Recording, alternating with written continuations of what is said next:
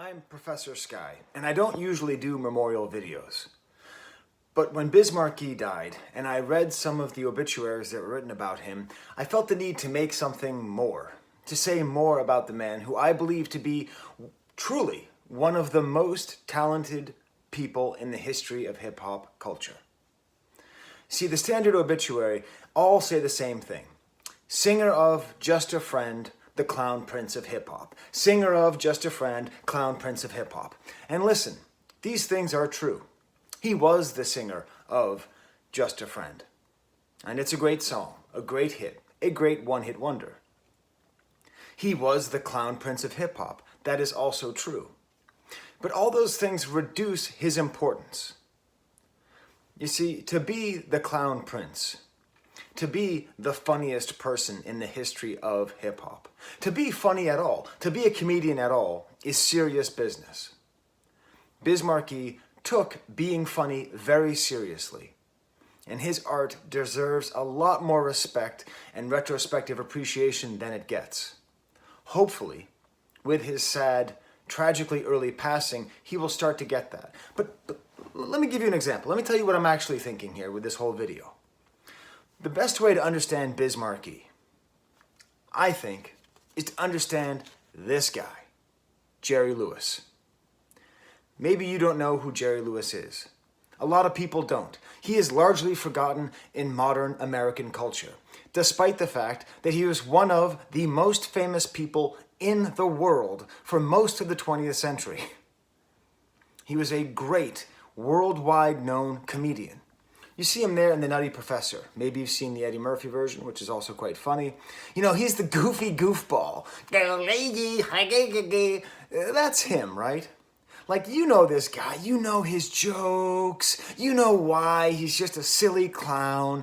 Nobody should take Jerry Lewis seriously. And in America, we didn't.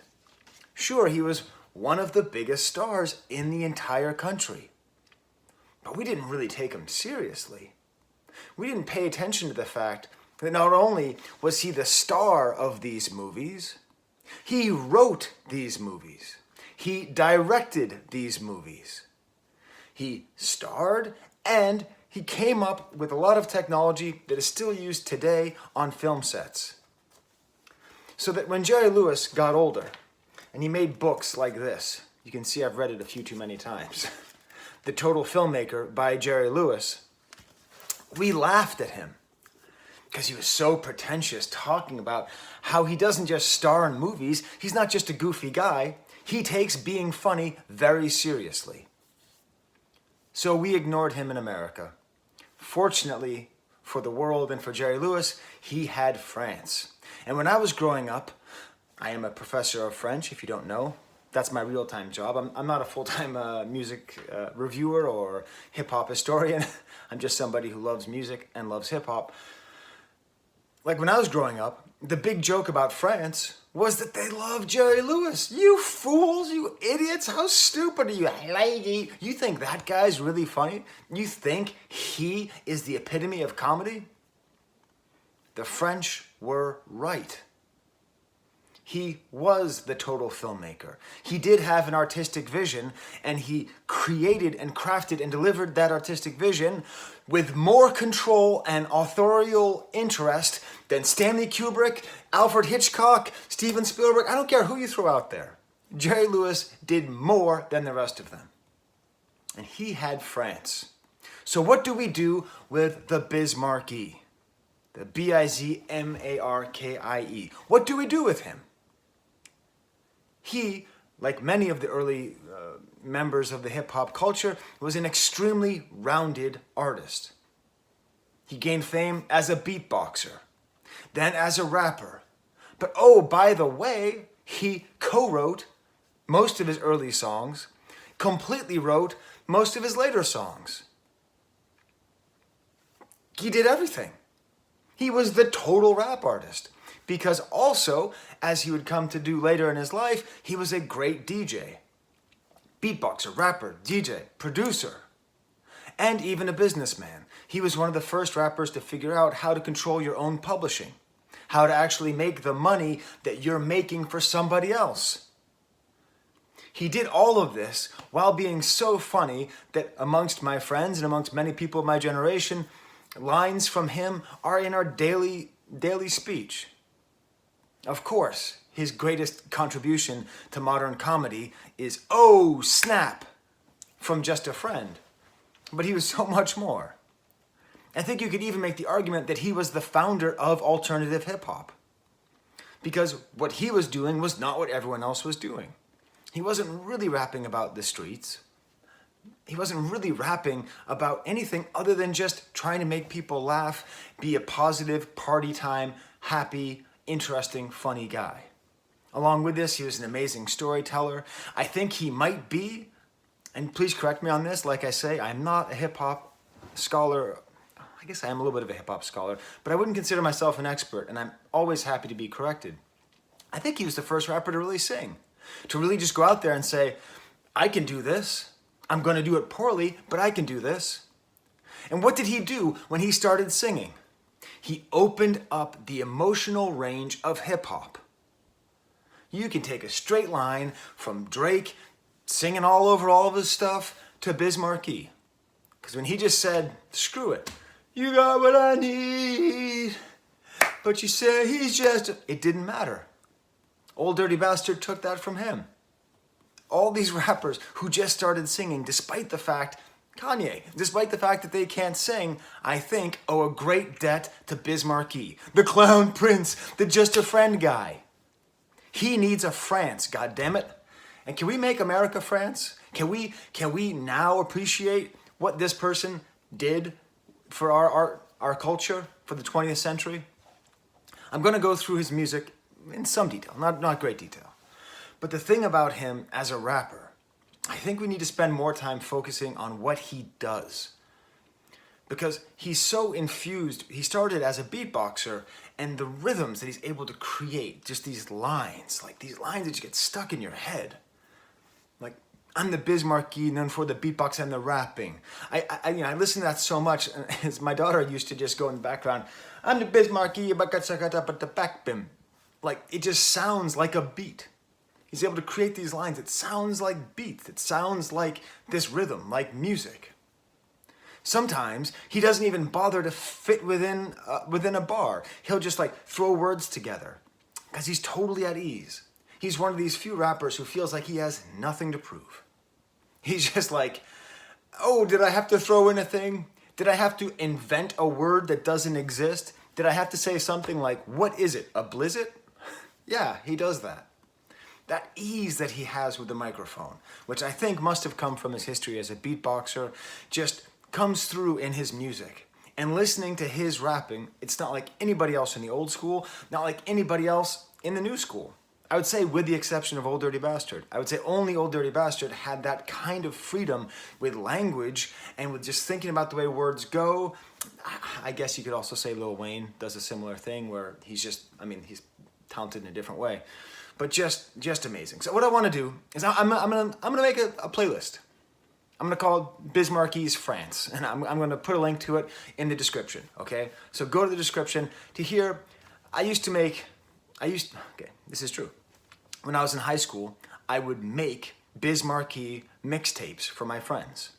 I would take from my personal collection of the complete discography of Biz Markie, and I would make biz tapes for everybody. So I'm gonna make you a biz tape, and I'm gonna put that in the description. I'm gonna go through the albums, I'm gonna go through them, I'm gonna tell you basically 2 tracks for each album, and then at the very end, because why not, it's the internet, I'm going to rank all the albums, all the Biz Markie albums. Now the place that you have to start with Biz Markie to understand his genius and his greatness is not actually on any of his albums, his standard studio albums. I had to buy this on the greatest hits. All my copies of Biz Markie stuff are all like chewed up and messed up, much like my Jerry Lewis book, because I look at them so much, I listen to them so much. So this is Biz's Baddest Beats, his greatest hits, which is a very strong album, not a bad place to start. But the first track on here wasn't available on any of his other albums. So I had to buy this greatest hits thing. Sorry, I don't have a script, I have notes, but my 1 page of notes is flopping all over the place. So 1-2 is the greatest example of early Biz Markie. It is him, and I didn't even realize this. The first time I heard the song, I thought there was 2 microphones, there's overdubs. It's him by himself, beatboxing and rapping at the same time. He called himself the Human Orchestra, and you really hear it. I could, but won't, do the entire song for you. I'm not a very good beatboxer, but when I try, when I'm alone in traffic, you think I don't sing 1, 2? 1, 2, 1, 2. I try to do the whole thing. I can't do it very well. Even down to his amazing effect of the bagpipe.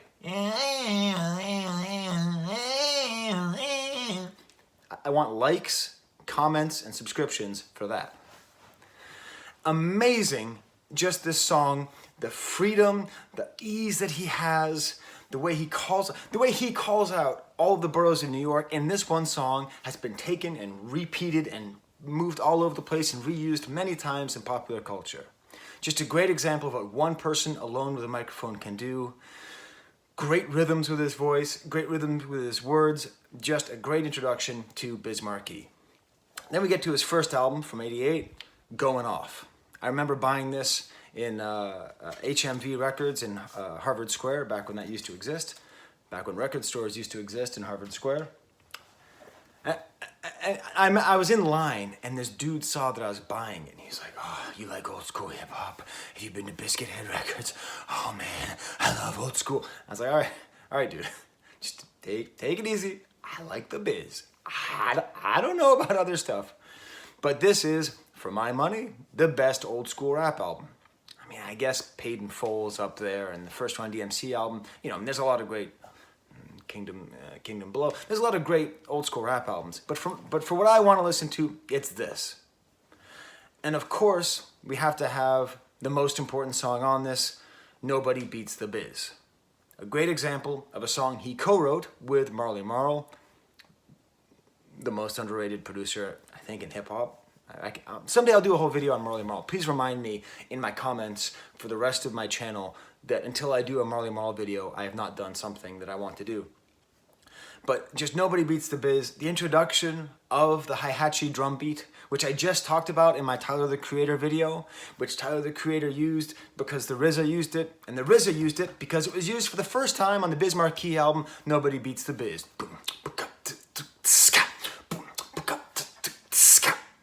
That was on Nobody Beats the Biz.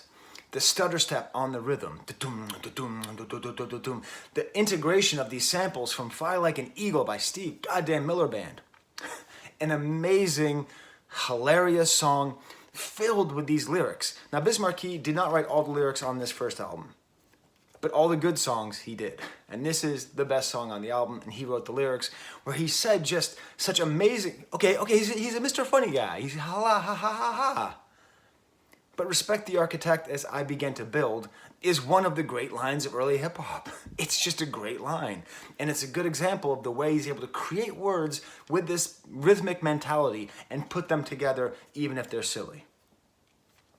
And I guess for my second song off of this, I will have to go to my introduction to Biz Markie, which is the song Pickin' Boogers. Always conscious of being funny.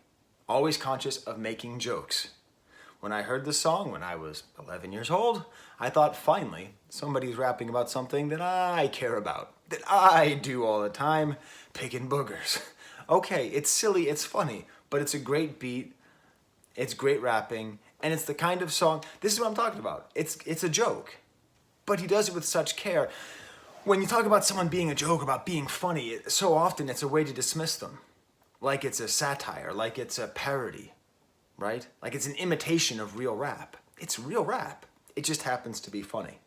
A lot of other songs I could mention on here that I'm not going to put in my biz mix. Albee Square Mall.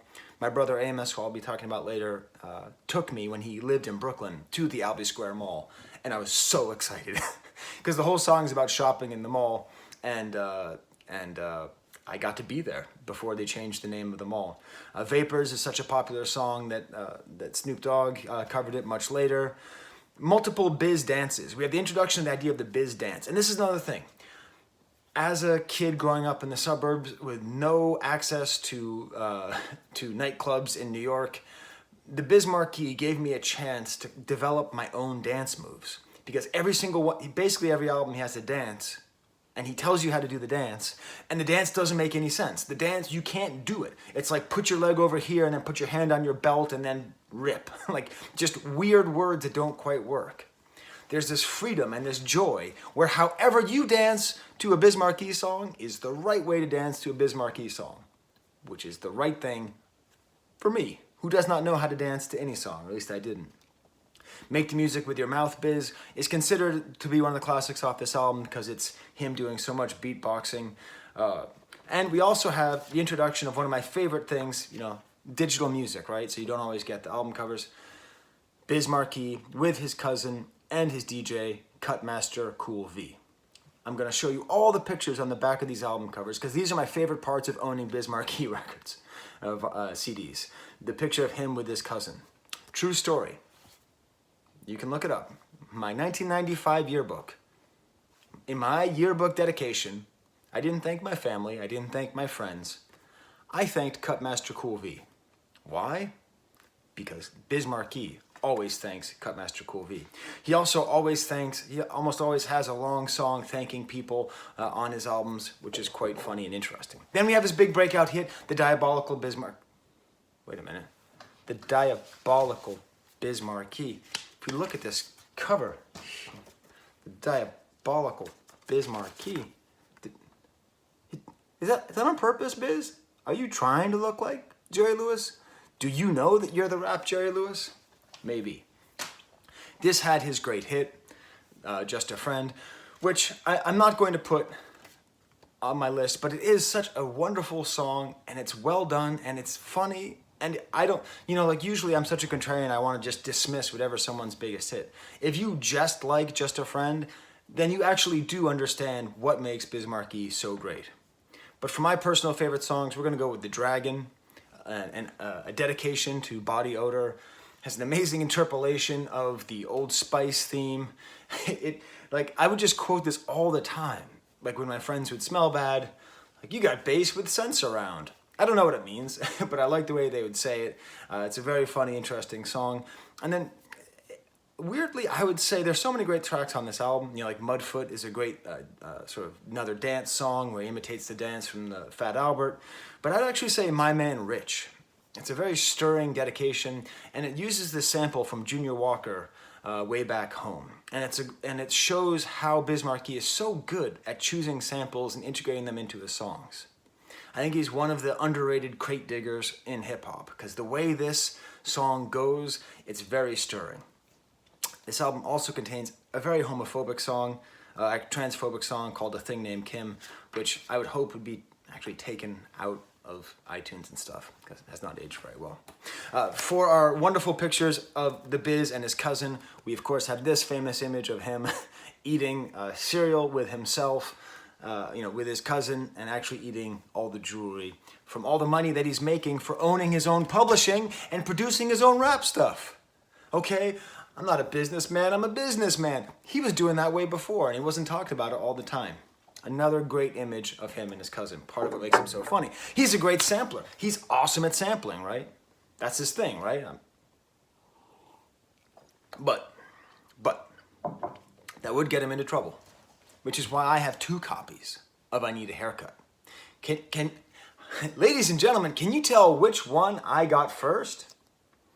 Well, you should be able to tell I got this one first because of that number 12, Alone Again. You know how rap used to have lots of samples, and it was this vibrant thing where all these different artists from the past were being integrated?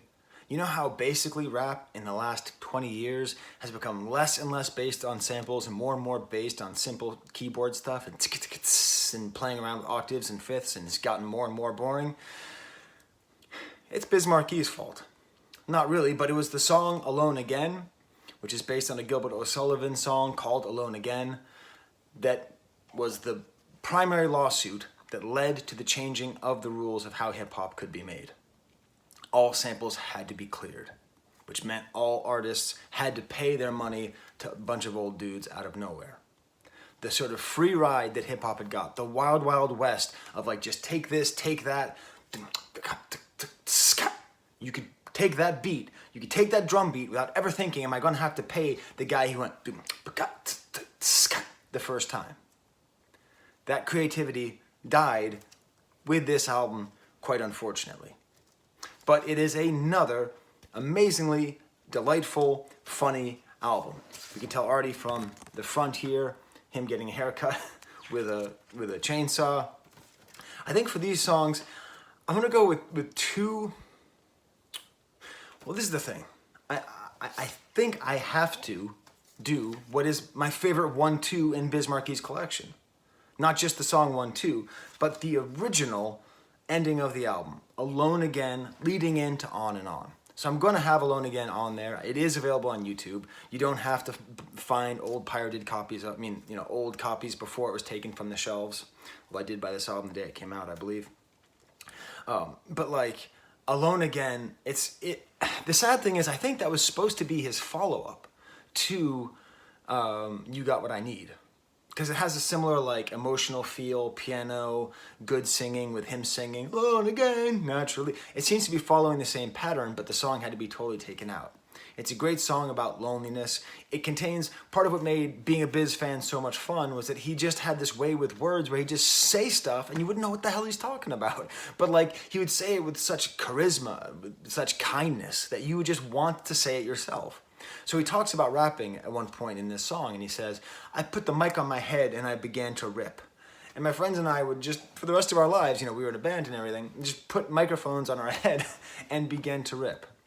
And then the way it leads into On and On. On and On is another example of what makes Biz Markie such a special rapper. First of all, the beat that he found on here is insane. It's an insane upbeat.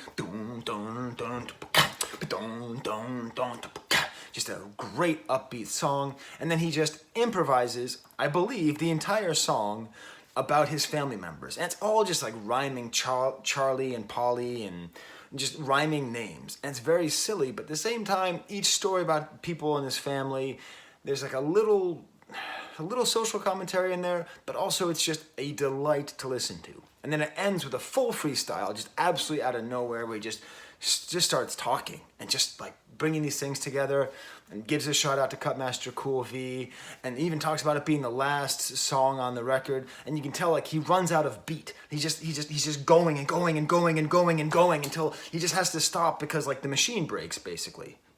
He's the Diabolical Bizmarkee, It's like a comic book, isn't it? The Diabolical Bizmarkee, like the Incredible Hulk or interesting.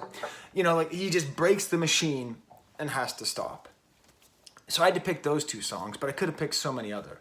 Let Go My Ego, What Goes Around Comes Around, Romeo and Juliet, which is a beautiful song if you're learning Romeo and Juliet in high school like I was, and you want to write a paper about Romeo and Juliet by Biz Markie like I did. God, I wish I could find that paper. TSR, Toilet Stool Rap. Okay, so he's like this funny guy who's always talking about picking his nose and being on the toilet.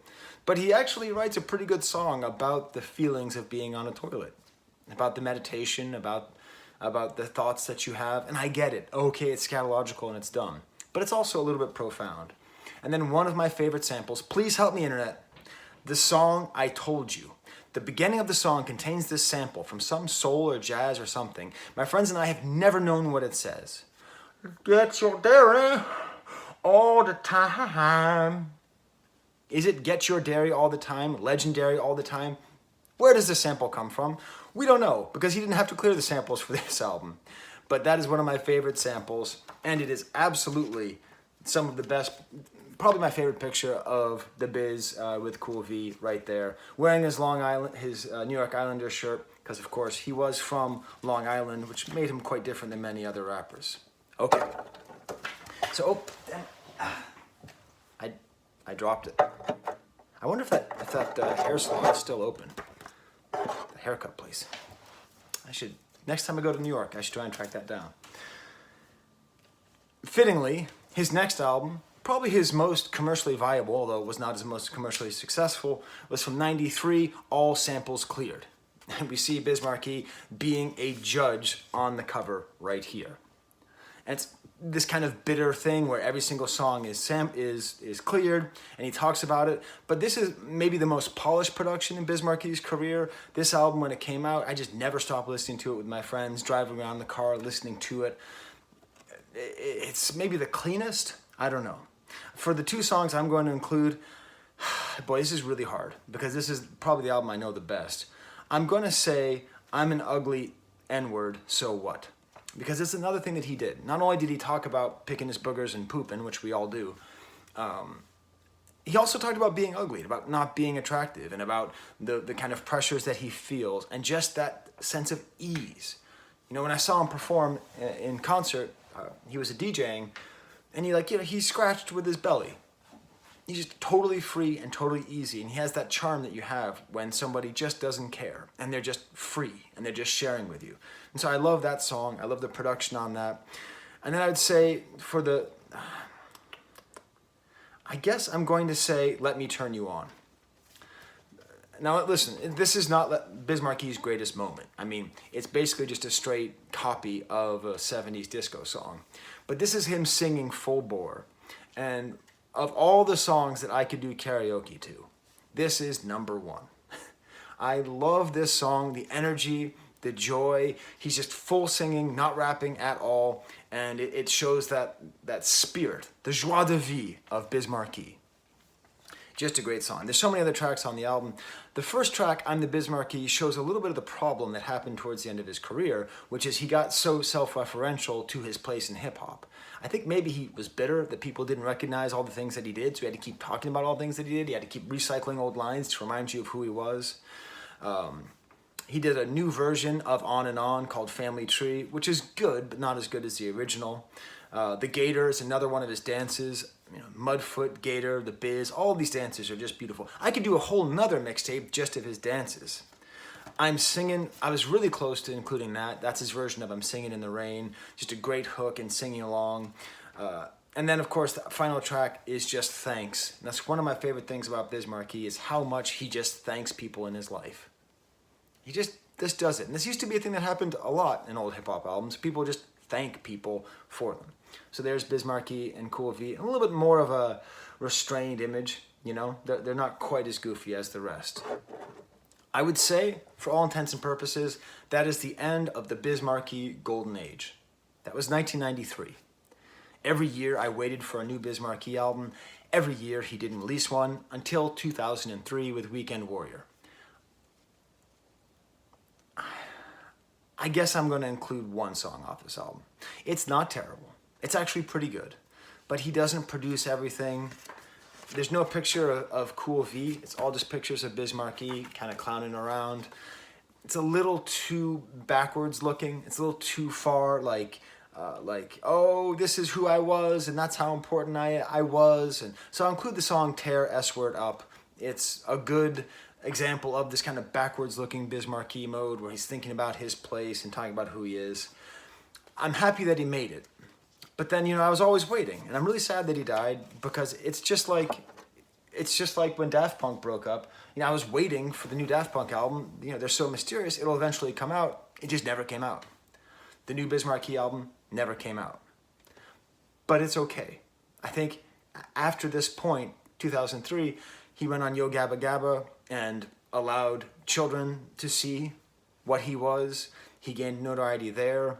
He became a DJ, like full-time, and was a successful DJ going around and playing places. What I want to do now is just, with this little moment, just have a personal thing. Because this is hard.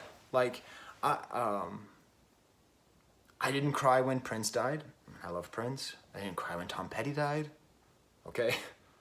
I cried when Biz Markie died because he means so much to me. And because, of course I don't know him. I have no idea what he was like as a person.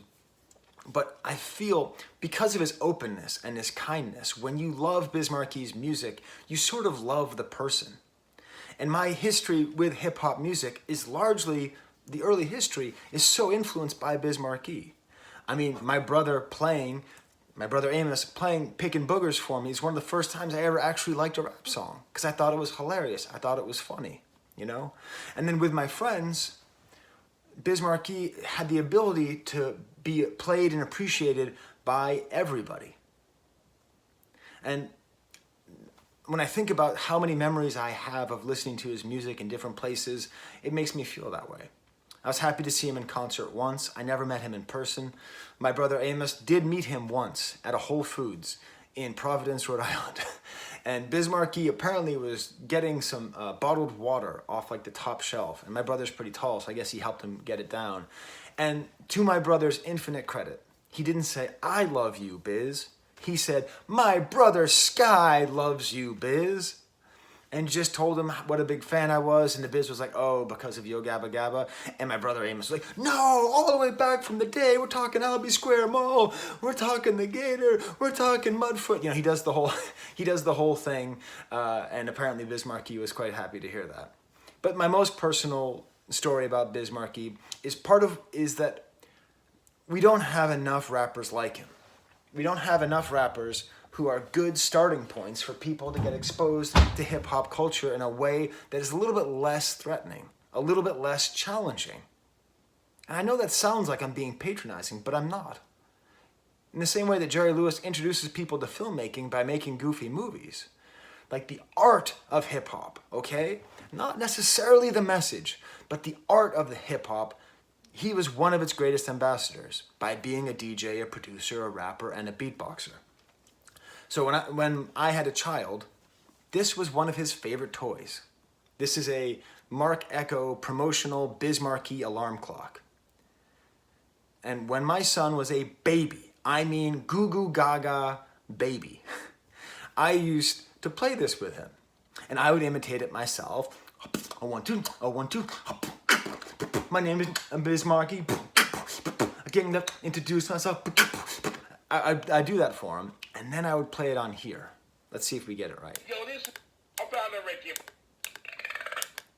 Yo, this is the killer ball. I want you.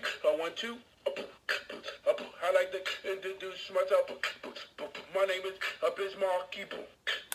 So we would just go through this entire thing. He would just keep pressing this button, and just listen to all of them. And he would go and he'd play with it to the point where several months old, it would be on this very bookshelf where it's been for this entire video. He would point to it with his little fat baby fingers and go, because he was trying to beatbox as a baby.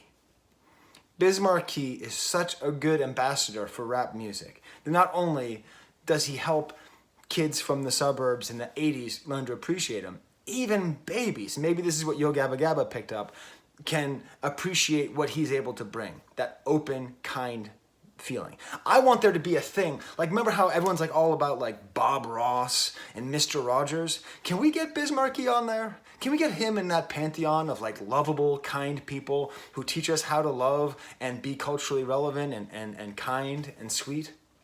I think he belongs there. Biz Markie needs a France, goddammit. Also, my son uses this as an alarm for when he has to stop gaming. So now he's in high school, and sometimes he'll be out or he'll stay at his mom's house or whatever, and I'll be alone in the house. I'll be on the first floor talking to my wife, and then I'll just hear, "Yo, this is the Biz Markie. 1, 2, 1, 2." Like, what is that sound?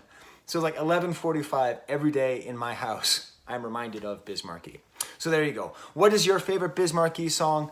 Please tell me. Do you have the same experiences? Are you like me and just want to just run around the world and just grab everybody and tell them we lost one of America's greatest artists and he needs to be more appreciated?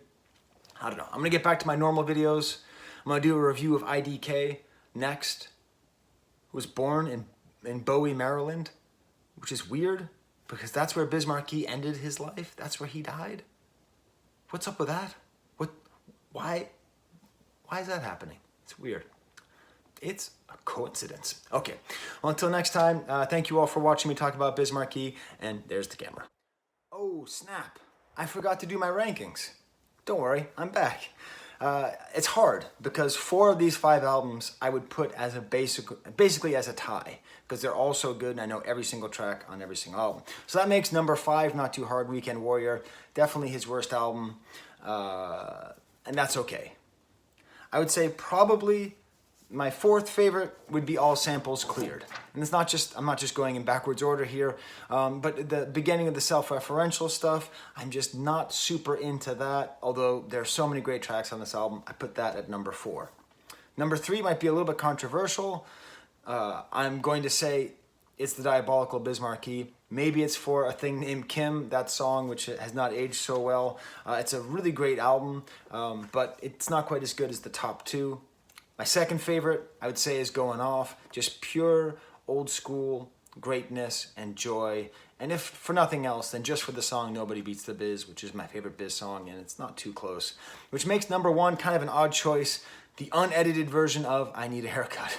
Just track for track, best samples in my opinion, best rapping in my opinion, just the whole thing, it just all flows together so well, and it also contains my favorite Biz and Cutmaster Cool V.